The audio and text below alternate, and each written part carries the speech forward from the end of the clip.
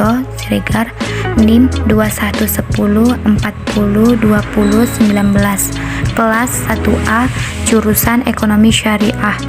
Dosen pengampu Ayu Melati MPD untuk memenuhi tugas pendidikan Pancasila yang berjudul Sejarah Pancasila dari masa penjajahan sampai kemerdekaan. Pancasila dalam penjajahan. Kontak dengan bangsa Eropa telah membawa perubahan-perubahan dalam pandangan masyarakat, yaitu dengan memasukkan paham-paham baru seperti liberalisme, demokrasi, nasionalisme, hingga sampai akhirnya Indonesia dapat menumbuhkan jiwa nasionalisme dan bersatu untuk merdeka. Dorongan akan cinta tanah air ini yang menimbulkan semangat untuk melawan penindasan Belanda. Namun sekali lagi, karena tidak adanya kesatuan dan persatuan di antara mereka dalam melawan penjajahan, maka perlawanan tersebut senantiasa kondaks dan menimbulkan banyak korban. Perhisapan mulai memuncak ketika Belanda menerapkan sistem monopoli melalui tanam paksa pada tahun 1830 sampai 1870. Dengan melaksanakan beban kewajiban terhadap rakyat, pada awal kebangkitan nasional abad 20 di panggung politik internasional terjadi pergolakan kebangkitan dunia timur. Di Indonesia, kebangkitan nasional pada tahun 1908. Banyak muncul pergerakan nasional seperti Budi Utomo, Sarekat Dagang Islam pada tahun 1909, dan Partai Nasional Indonesia atau biasanya orang menyebutnya PNI. Dan sidang BPU PKI pertama pada tanggal 29 Mei sampai 1 Juni pada tahun 1945 dengan pembicaranya adalah Mr. Muhammad Yamin, Mr. Supomo, Dr. Randus Muhammad Hatta, dan Insinyur Soekarno. Mereka semua berpidato guna membahas tentang rancangan usulan hukum dasar negara yang menjadi awal pembentukan Pancasila. Terus nilai-nilai Pancasila dalam masa penjajahan.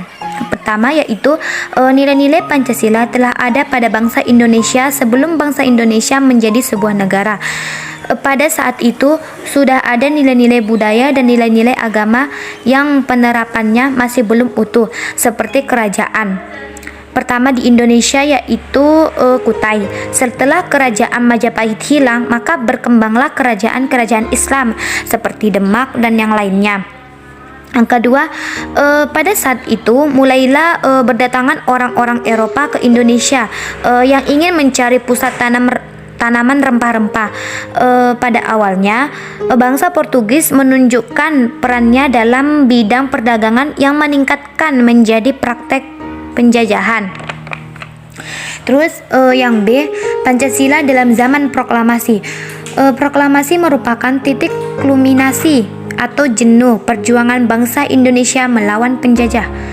Perjuangan bangsa ini kemudian dijiwai, disemangati, didasari oleh nilai-nilai yang terkandung dalam Pancasila, sehingga bisa dikatakan bahwa nilai-nilai dalam Pancasila yang mendasari perjuangan bangsa Indonesia untuk merebut kemerdekaan yang puncaknya ditandai dengan proklamasi.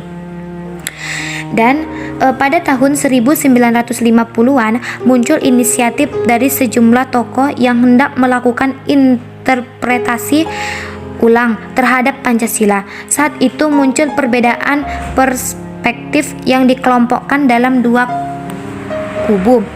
Yang pertama yaitu beberapa tokoh berusaha menempatkan Pancasila lebih dari sekedar kompromi politik atau kontrak sosial. Mereka memandang Pancasila tidak hanya kompromi politik melainkan sebuah filsafat sosial.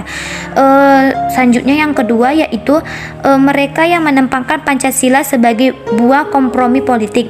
Dasar argumentasi adalah fakta yang muncul dalam sidang Badan Penyelidikan Usaha-Usaha Persiapan Kemerdekaan Indonesia, dan biasanya orang menyebutnya dengan BPU PKI, dan Panitia Persiapan Kemerdekaan Indonesia, dan ya biasanya orang menyebutnya dengan PPKI. Pancasila pada saat itu benar-benar merupakan kompromi politik di antara golongan nasional netral agama. Terus Pancasila era kemerdekaan. Pada tanggal 6 Agustus 1945, bom atom dijatuhkan di Hiroshima. Seterusnya, pada tanggal 16 Agustus 1945, perundingan golongan muda dan golongan tua dalam penyusunan teks proklamasi. Selanjutnya, pada tanggal 17 Agustus 1945, proklamasi kemerdekaan. Sehingga, dengan melakukan proklamasi yang pada awalnya